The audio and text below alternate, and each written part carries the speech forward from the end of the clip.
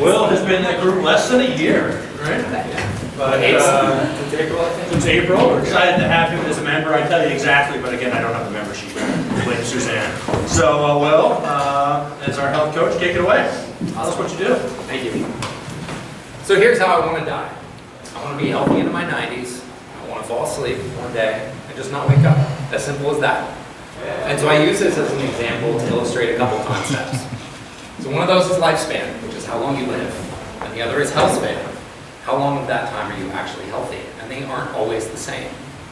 So the example that I provided about how I want to die is a really good illustration of when lifespan and health span are really close together. So you see on the left-hand side here, those dotted lines are really close together. Health span and lifespan are aligned. Unfortunately, this is less and less common in our society, and a lot of people actually have the trajectory you see on the right with a really big gap between their health span and their lifespan. And those latter years are characterized by diabetes, heart disease, cancer, Alzheimer's, and other chronic illnesses. And that's no way to end your life. So how do we close this gap? Well, the answer is not pills and medical procedures. Conventional Western medicine is fantastic at increasing your lifespan, but not so good at increasing your health span. To increase your health span, we actually have to focus on health habits and changing those habits. So the CDC in 2013 looked at health habits and which ones help prevent chronic illness, and found that these were the top 5. So we have not smoking, getting regular physical exercise, consuming moderate to no alcohol, maintaining a healthy body weight, and getting enough quality sleep. So I'm curious, somebody throw out a number, what percent of US adults do you think do all 5 of these? None. 12, 5, 10. 25. You guys are actually closer to our it's just over 6%. And this doesn't include things like stress reduction or eating real whole foods or having positive supporting 9 to relationships. 13 servings of Whole Foods. There you go. Right. So if you add some of those other things to this list, that 6% is going to drop even further. So what's the key to building health habits? Is it information? Amazon has over 90,000 books on health and exercise and nutrition. So there's lots of information out there. I don't know if some of you remember the cartoon G.I. Joe. At the end of an episode, they would have a PSA. At the end of the PSA, a character would come on and say, "Now you know, and knowing is half the battle." So you can get to half the battle by reading all those books and getting all that information. But what's the other half? Well, the other half is about transformation. The chronic illness challenge we face in this country is not an information one, it's a transformation challenge. And transformation is about a change in mindset that leads to a change in behavior. And that's really what health coaching is all about. It's helping you change your mindset and change your behavior. So what is a health coach? What do I do? So there are some things on here that a health coach isn't, and what I don't do, and things that I actually do. So I've got lots of knowledge. I have training in functional medicine, ancestral health, psychology, but I'm not the expert in you as a client. You know what works best for you. You know what's worked well in the past, what's going to work well in the future. I'm not directive. I don't have all the answers. I don't tell you what to do. I don't say, "Oh, you told me that you're struggling with this, do A, B, and C." It's much better when those ideas come from you. I'm not a therapist. I don't deal with clinical mental health issues, even though emotions are a big part of making changes. I don't diagnose, I don't treat, and I don't create personal exercise and diet plans. So I'm not a clinician, a dietitian, nutritionist, or a personal trainer. But as a health coach, along with all of those other professions, I'm a part of that healthcare toolbox that you can tap into to make the right changes at the right times. So the things that I do is I'm a facilitator and a collaborator. I help work with you and ask the right questions at the right times to determine what the right best next steps would be for you. And we collaborate together. So I bring some of my resources and my information to the table, and you tell me some of the ideas that you have, and we create plans, and we figure out your goals, we figure out what that big vision is for you. I'm also very solutions focused. So I'm much more interested about what next steps you want to take and about what's going to work well for you than I am about how you got to where you are now and what you don't want in your life. So let's bring to your life the things that you do want and focus on some solutions. I also listen to what you say and what you don't say. Sometimes it's that second piece which is really critical. I can hear if there's ambivalence in your voice when you're talking about a change that you want to make. So maybe we back up a little bit and we talk about, so what's the challenge that you anticipate here? What could we do differently? I help you form plans and goals, and I work on getting you quick wins. And sometimes a quick win is the best way to get to that big, sometimes abstract goal that you have that's 3, 6 months away, a year away.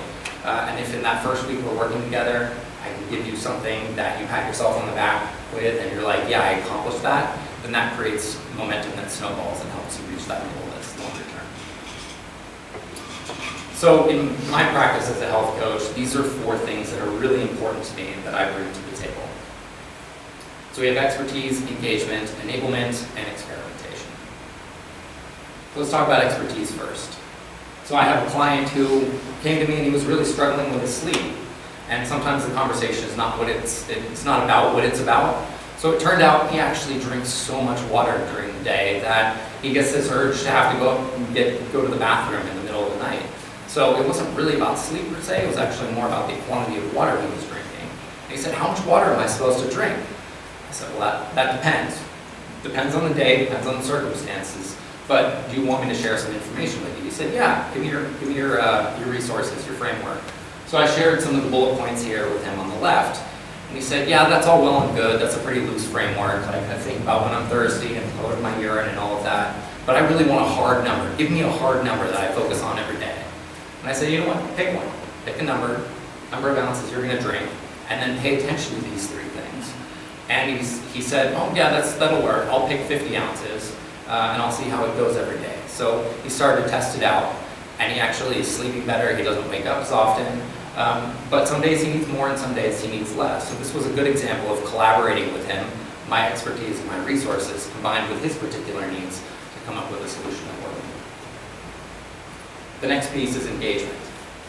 So I have another client who has struggled with diabetes, struggled with weight loss. He always jokes that in his life he's lost over 1,000 pounds because he goes up and he goes down, he goes up and he goes down. So he was not really engaged in the process. He'd fall off the wagon for months and months and months, and then something would spur him to try to make changes to his health again. And so we started to talk about, well, what's your reason for change? Why are you actually doing this? And he thought about it, and he thought about it, and he said, you know, I want to see my first grandchild graduate from college. He doesn't have any grandchildren. He has a college-age kid, and so he's forecasting that now in his late 50s, he needs to live to about 90 to see not just his kid have a grandchild, but that grandchild go to college. And so that's his reason for why. That's what really inspires him when he stumbles to get back on the horse. And so I think it's really important when you're making a health change to have this why, the thing that you're really striving for.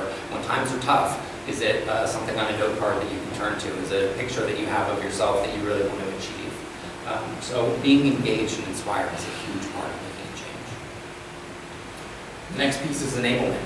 You can be the most engaged and inspired person in the world, but if you keep hitting a brick wall time after time after time, you're going to lose interest in making that change and you're going to quit. So I help you forecast and plan for obstacles. It's really important that you're not only engaged, but also you don't have obstacles in your way as you try to meet that goal. So I have another client who was struggling with exercise. He'd wake up every morning with the best intentions to go to the gym. But then he'd start reading the newspaper, and then he'd start reading a book, and then he'd be catching up on other stuff he has to read for his career. And going to the gym would go by the wayside. So reading was something he enjoyed, but it was also an obstacle for going to the gym. So I said, you know, there's this technique called habit stacking. Do you want me to share it with you? He said, yeah, sure. Well, let's talk about that. So I said, it's when you pick a current habit, something you're currently doing, and you attach a new activity or habit to that, and you build that new thing into a new habit. So he said, that's interesting. How can I apply that? I said, well, where else could you do your reading? He's like, I could actually take my reading to the gym. So he started taking the newspaper to the gym. He'd sit on a recumbent bike and read the newspaper. And he'd bring a book and he'd go on the treadmill and he'd read the book on the treadmill. And sooner or later, almost every day, he was going to the gym. And this was a really good example of removing the obstacle or transforming the obstacle of reading every day and actually bringing it into the gym so that he could accomplish both things. And then the last piece is experimentation. So I'm a big believer in coaching being a messy process. I want you to try lots of stuff out, and you're going to fail. I want you to stretch yourself, and that's another reason why you might fail. But those failures are something that we can talk about. We can create lessons that you learn from that. And then eventually you're going to have wins that we can celebrate. And I will always treat you with positive, unconditional positive regard. It's a non-judgmental space. So if you try something one week and you say, you know what, I'm going to do this 7 out of 7 days, and you do them 0 out of 7 days, come back, we'll talk about it. It's not a problem. I don't judge you for the success you have or don't have on a week-to-week basis. So I had another client who also was struggling with exercise, and he kept putting reminders for himself every day. He would leave his exercise bands in a room, or he'd write notes on a Post-it, or he'd put something in his calendar, and he wasn't exercising. And I said, well, how have you had success in other areas of your life? And he thought about it, and he was like, well, if I talk to my wife, sometimes that spurs me to success. If I talk with my buddies, sometimes I'm more successful about how I'm eating if I'm talking to them about that. And so he thought, you know what, there's a social component to my success. So he found out where his friends were going to work out. He joined that gym. He took classes with them. And now he's gone to the gym over 3 months almost every day except for a small handful. And so week after week after week, he experimented. He tried something new, didn't work, but finally he figured out something that works. And so I think experimentation is a huge part of successful coaching. You try and you try and you try until you figure out the thing that's going to work for you, and ultimately that will help you change your behavior. So who's my perfect client? Anyone concerned about their health or struggling to improve it. I know that's really broad, but I had a colleague who did some research on who's successful with health behavior changes. He found only 15% of people can do it on their own. That's about 1 in 7. So how are the other 6 successful? Well, sometimes it's pairing up with somebody and having a workout buddy or a nutrition buddy, but other times it's working with somebody like me, with a health coach. So I can, if you're one of those other 6 that can't do it by yourself, I can help take you to the next level. So what's often holding people back? And I've said this in my 30-second pitches before in TRP. It's people who don't know what to do. So I don't have the answers, but I can help talk you through what first step you might want to take. People who know what to do, but they're not sure how. People who know how, but they're not confident that they can succeed. And people who have started making changes and taking steps, but they want to make sure that that change lasts long term. So I can help at every one of these sticking points. And I just want to wrap up with a quote from Seth Godin: "You are more powerful than you know. Act accordingly." And you know what? Sometimes a coach can help you realize that. Thank you.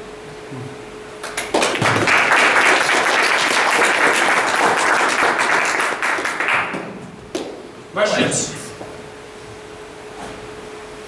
No questions. Do you have a, you said that you don't do the other things like the diagnosis and the training, all the other type of stuff, but do you have a slew of people that you can refer to? Yeah, and that's really important, being part of a larger community to help people if it's outside of my scope of practice, because I'm really about behavior change. But if somebody indicates to me that they're really struggling with something that a functional medicine practitioner or a chiropractor, and we have so many great professionals in this group, they're among the people I would refer to. Starting here. So you were talking about the 1 in 7, or the 7 different people, and the 1 in 7 is the person that can motivate themselves and do it. How can you help those people? Are those people good referrals for you? I can talk through the ways that they can optimize and take things to the next level. So there's always room to squeak out a little bit more. I would never want to waste somebody's time, and oftentimes I say to somebody when they ask me, how long do we coach for? And I say, as long as it's valuable to you. So if somebody really thinks it's valuable to go from 90% to 100% to squeak out that extra little bit, and I do have clients who are like that, I'm happy to work with them. But I never want to waste anybody's time. If they're a real self-starter, they can do it on their own. Yeah. What would you say, because I'm sure it's a plethora of different things, but maybe just in your experience, the number one thing that people do struggle with? I think the most impactful thing that people struggle with a lot is sleep. It's one of the most important things for us in taking care of our health. And it's something that it's oftentimes the first thing we sacrifice. It seems like a lower priority, it's kind of an automatic thing, 6 hours, that's fine. But we get into a sleep debt over time. And getting 7 to 9 is critical for so many other things, whether it's stress, whether it's preventing chronic illness, so I go to sleep. What does the engagement look like with you? What is the engagement? The look like? engagement, yeah, how you work with people. You know, when I said I listen for things you say and what you don't say, engagement is something that people, they don't say. It comes through in their enthusiasm. No, I meant like, do they hire you per month? Is it a year agreement? Is it? Yes, right, the actual coaching engagement. So I say, give me a 3-month commitment. And I don't ask people to pay for 3 months, but oftentimes it can take 90 days to change behavior and build a new habit. So I say, just give me 3 months. If after half of that, you're like, yeah, you know what, this isn't right for me, fine, we can talk about that if we get there. But then once we get to the 3-month mark, I say, well, if you want to keep coaching and it's valuable for you, let's re-up for another 3 months and go with a new behavior and a goal. Well, thanks very much, Will. We actually have to wrap it up there. I just have one quick thing I want to say. All right, say. So I'm 26, I'm young, I feel relatively healthy. Rub it in. Kind of like, just saying, I wanted to like have that vision, same as Will, to have a longer health span, to feel well. So I've been working with Will for, I don't know, about 3 months now. And it's been awesome. Everything that he showed in the slideshow is exactly what he does. And definitely helping me take things to the next level. So just wanted to put that out there for people. You don't have to be, sick and nearly dead for it to benefit. But you can. All right, thank you guys very much.